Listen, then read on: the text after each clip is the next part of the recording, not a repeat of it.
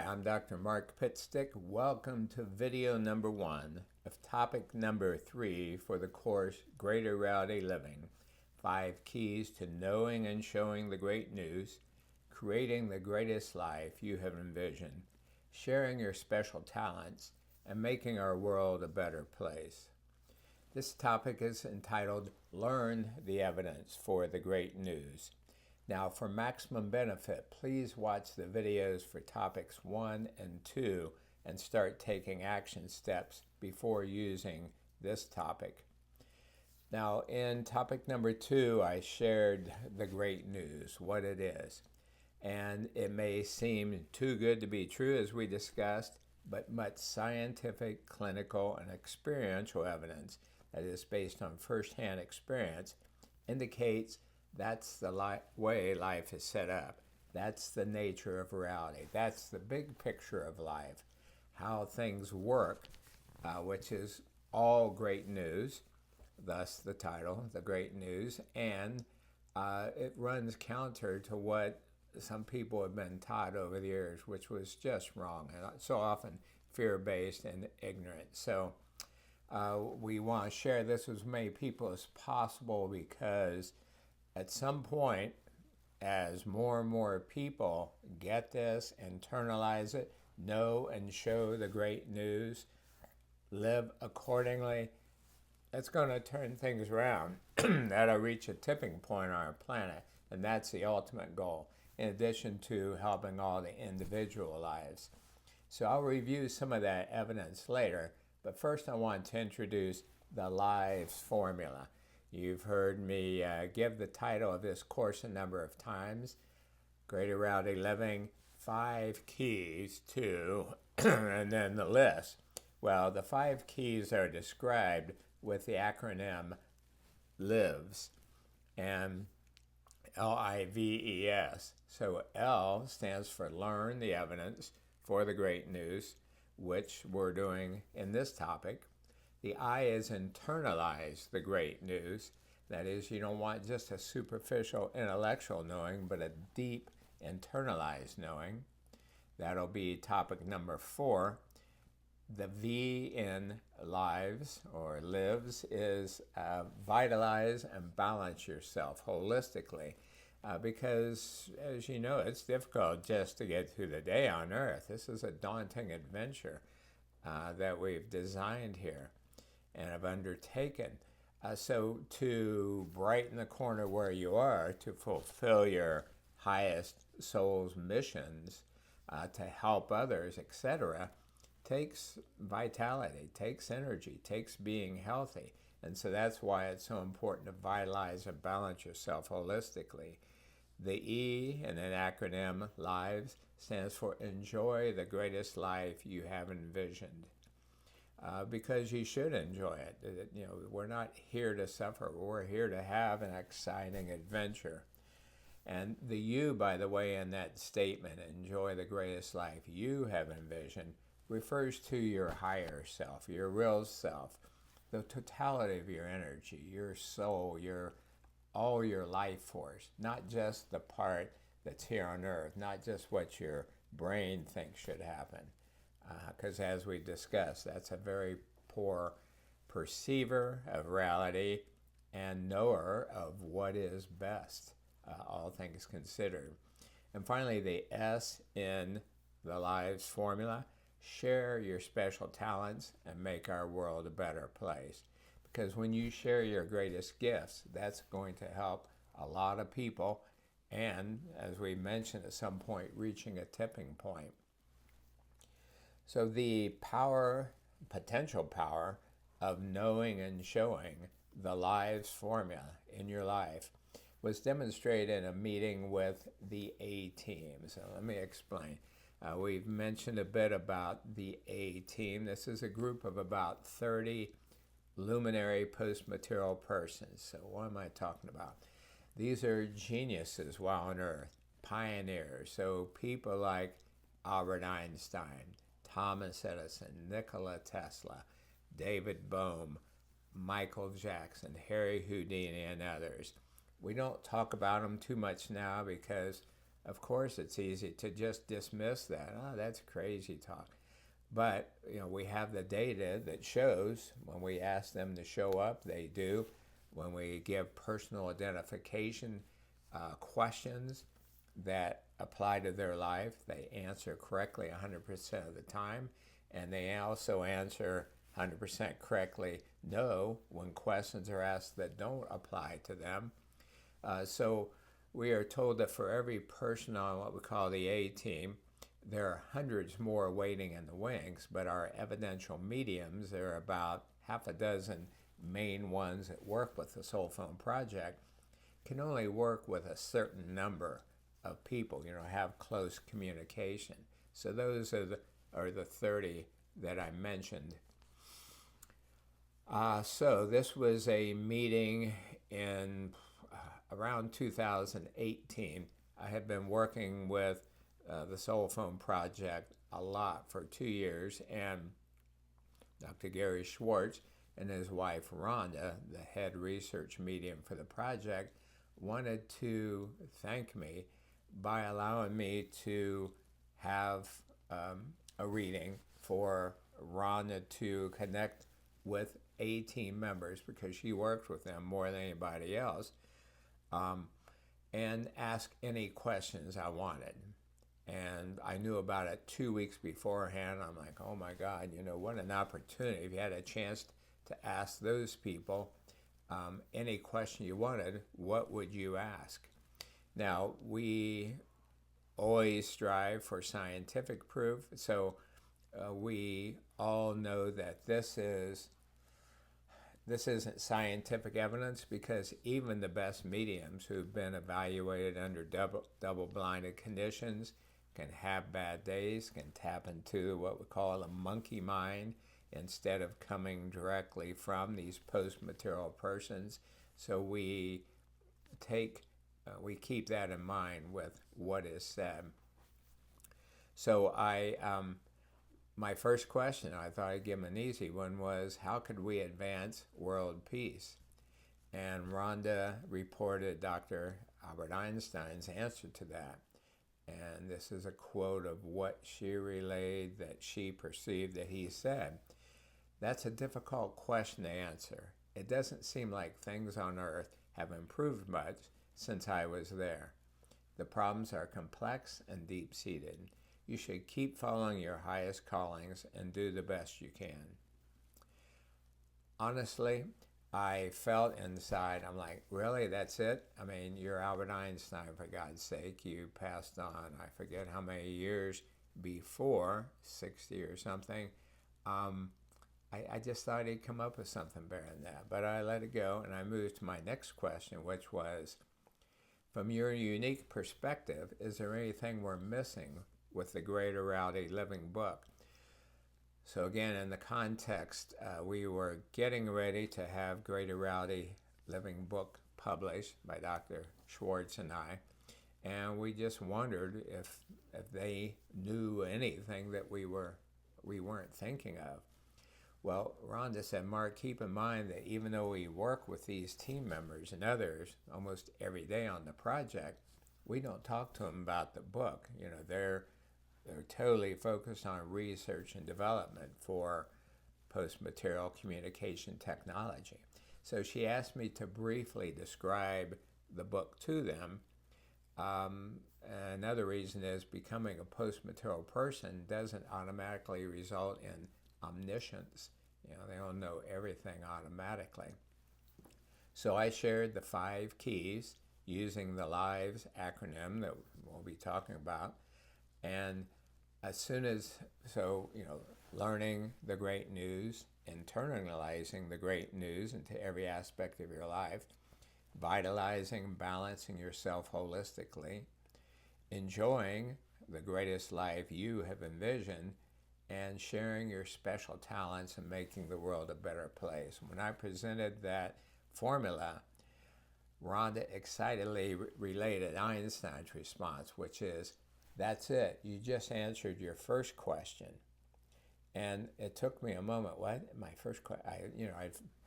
I was a little nervous, and this is such a huge thing. I'd forgotten what my first question was by then. And I was like, oh my God. Just answered the question to how can we expand world peace. And Dr. David Bohm, who's PhD quantum physicist, Princeton University, a colleague of Einstein's, and who merged Hindu mysticism understandings, brilliant, David Bohm, Bohm. He said through Rhonda, run, don't walk. Don't be afraid of skeptics or critics. Share this with as many people as you can, as fast as you can. So, as you can imagine, that was just mind-blowing, and we realized we had possibly received an endorsement for the Greater Reality Living formula, using the Lives formula, the 5 keys, from eminently successful geniuses with big hearts and souls who have continued to work on their areas of expertise in the next phase of reality. Now, in the past, this event could have just been understandably met with criticism. That's just imaginary wishful thinking. You're making this up. But as I said, these post-material persons involved, and there were others in that meeting, Michael, Thomas Edison, Nikola Tesla, they've shown their presence via carefully controlled research. So that certainly increases our certainty about their comments, about the power of this course that you're listening to right now to change your life and to change our world. So continuing with this learn topic, for topic number 3, learn the great news, I want to review our very high degrees of certainty for this great news. First of all, scientific research exists for items number 1, that life continues after bodily death, for item number 2, that you can see your loved ones again when you pass on, and can develop a different kind of relationship with them now. And number 11, that there will quite likely, most certainly, someday be technology for communicating with post-material persons, your loved ones who have changed worlds, and these luminaries in every aspect of study, law, healthcare, leadership, religious, spiritual teaching, etc., and they can share this with people on Earth. So the scientific research involves controlled, double-blinded, replicated, and multi-center studies published in peer-reviewed scientific journals. Now that's a lot of big words, but it's really important for you to understand, and here's why. We live in a time, again, this is July 2024, where all kinds of things are made up. False statements are made, sometimes by presidents or presidential candidates, for example, and they're lies, or they're twisted, or they're based on a sliver of truth. So there's a real downfall right now in trust among people. They don't know who to trust or what to trust. So it's very important to have real scientific research that uses scientific method. So just a few words about each one of those components. Controlled means that for every experiment done, purportedly with post-material persons, there's an equal number of experiments run when nobody's in the lab. So for example, we have the equipment that measures the touch of A-team members, what we call test pilots. So we say, if the answer is yes to this question, please put your hand in the sensor. If the answer is no, keep your hand in your lap. Well, we run an equal number of trials when no one's been invited in the room, no one's in the room, material person, those living on Earth, or post-material person, those in the next realm, and the results are what you expect when nobody's interacting with equipment. Pretty much flatline, what we call baseline results. So again, those are controlled studies. And then we compare it to the experimental results when post-material persons are interacting with the sensors. Another aspect of controlled studies is that you change just one variable at a time. So there are a number of aspects to this apparatus, what we call the soul switch, an amplifier, preamplifiers, sensors, pre-sensors, etc. Well, if we make a change with just one, then we run the trials again and see what was the effect of just changing one thing. We don't change 3 or 4 things at once. We account for as many variables as possible. Same way we measure humidity in the room, temperature of the room, the amount of outside noise that happens, vibrations, because all these different factors can affect the results. So that's true scientific study. The next thing is double-blinded studies, which means that part of the research, and especially the finalizing before we consider, okay, here's what it points to, is done when the experimenter and or the research assistant doesn't know who's going to show up, which people, in which lab, at what time. There are people like keeper of the codes who know those things, but the experimenters don't know. So that then rules out any criticism or accusation that the consciousness of the experimenter is affecting the results. Replicated, meaning it's repeated and over and over, the experiments, and multi-center studies, meaning the experiments are done in different locations, different labs. And finally, the results are published in peer-reviewed scientific journals.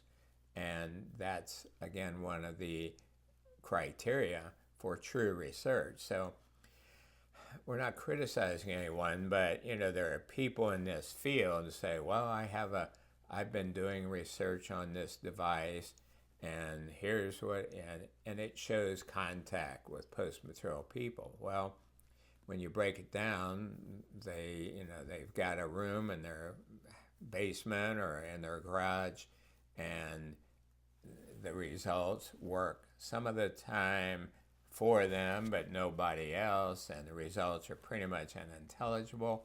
So our goal here is to develop technology that is as accurate, reliable, rapid as a cell phone, and it can be used by anyone around the world and is affordable.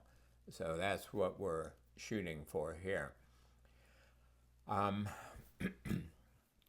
Getting back to the results, so item 2, that is that you can communicate with your loved ones after you pass on and can establish or can sense them now, is also based on, in addition to research at the University of Arizona, at double-blinded laboratory research with results published by University of Virginia, University of Glasgow in Scotland, at the Institute of Noetic Sciences and Windbridge Institute.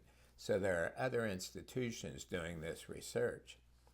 In addition, imaging studies, PET scans, for example, were done on evidential mediums' brains and indicated that they're sensing post-material persons, information they picked up was more than imagination. This research was done at Temple University, at the University of Pennsylvania, and at the Institute of Noetic Sciences.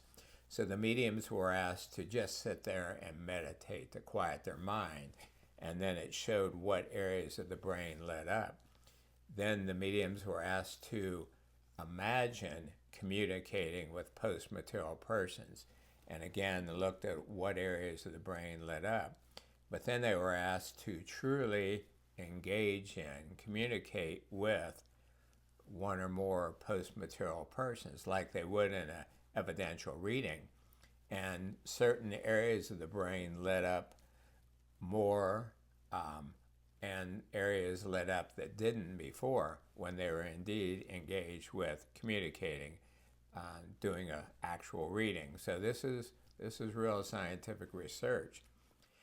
While we're talking about scientific evidence for the great news, I want to share some quotes by eminent scientists. Max Planck, PhD, was Nobel Prize recipient and founder of quantum physics. He wrote, "I regard consciousness as fundamental. I regard matter as derivative from consciousness." So in this language, consciousness is synonymous with awareness, soul, if you want to use a more religious term, life force, that part of us, our energy, our bioenergy, what is really real, what exists before this human experience, what continues after bodily death. So those are big statements. I regard consciousness as fundamental. I regard matter, that is what we can see, what seems to be solid, as derivative coming from consciousness. So consciousness is what really exists. Matter is a type of optical delusion or illusion because our brain is so limited. Remember, it can only perceive less than 1% of reality. Erwin Schrödinger, PhD, Nobel Prize winning physicist, stated, "What we observe as material bodies and forces are nothing but shapes and variations in the structure of space." And I have to admit, I don't fully understand that. I mean, how can the structure of space affect what we see? But once again, saying that what we see, what we think solid, I'm tapping on the table, you stub your toe on a bed frame leg, that's almost non-existence. Again, that's just energy, some electrons whirring around. So it's kind of tough to wrap your head around, but it's very important to, because this helps you better understand that no one really dies, and all the other different aspects of, or many of the aspects of the great news. Albert Einstein, PhD, stated, "Everyone who is seriously involved in the pursuit of science becomes convinced that some spirit is manifest in the laws of the universe, one that is vastly superior to that of humans." David Bohm, we mentioned before, described the ultimate nature of reality as unified energy that undergoes constant change. In his view, life is fundamentally best described as enormous totality of energy in perpetual motion, which every time I read that, it reminds me of one of my favorite songs by the band Yes, it's called Perpetual Change. You'll see perpetual change. So if you can, surf through that, if you can accept change, you got it made. It's not an end. It's not horrible. It's just a change. And change that is good. Could you see the big picture more? Bohm further goes on. He says, "Life on our planet is like a tiny ripple on a vast sea." And actually, I'm paraphrasing him here. "A wave-like excitation on top of this seething energy soup." And this is very reminiscent of the Buddha's teaching. When he was asked, what's a human incarnation about? And he said, go down and look at the ocean and the waves crashing against rocks. And he said, they certainly didn't envision a personified God, but they said everything that exists is like the ocean. And periodically, when a wave crashes, a tiny droplet of water will be suspended in the air. And that is kind of like a human incarnation. You think you're separate, you think you can die, you think your little time as a droplet can end, when in fact it's just a little experience. It's a little change, and then you drop back into the oceanic divine.